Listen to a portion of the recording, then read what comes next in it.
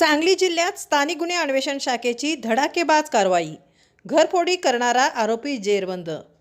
7,80,000 रुपयांचा सोन्या चांदीचा मुद्देमाल हस्तगत। कवठे महांकाळ पोलीस ठाण्याच्या हद्दीत दिनांक 8 ते 9 डिसेंबर 2025 दरम्यान कुची येथील रहिवासी यांच्या बंद घरात चोरी झाली होती। या प्रकरणी अज्ञात चोरट्याविरोधात गुन्हा दाखल करण्यात आला होता।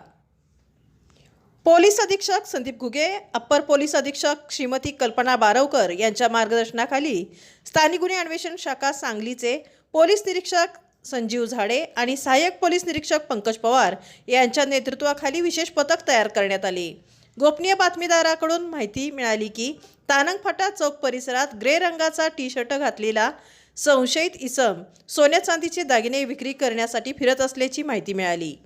पोलीस पथकाने सापळा रचून संशयित इसमाला ताब्यात घेतले। चौकशीत त्याने आपले नाव प्रवीण विठ्ठल निकम, वय वर्ष 32, राहणार कुची, तालुका कवठे महांकाळ, जिल्हा सांगली असे असल्याचे सांगितले।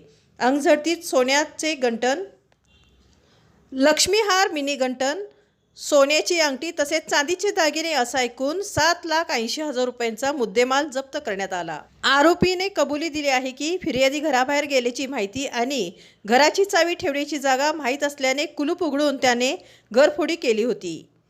ही यशस्वी कारवाई police head constable Sandeep Nalawade, Somnath Gunde, Sagar Lavate, Amirshah Fakir, Nagesh Kharat, Anil Kolekar, Mahadev Nagane, सागर टिंगरे, सतीश माने, संदीप गुरव, दरिवा बंडगर, मच्छिंद्र बर्डे, उदय माळी, विक्रम खोत, केरबा चव्हाण तसेच सायबर पोलीस ठाण्याचे पोलीस शिपाई अभिजित पाटील यांच्या सहभागातून पार पडली।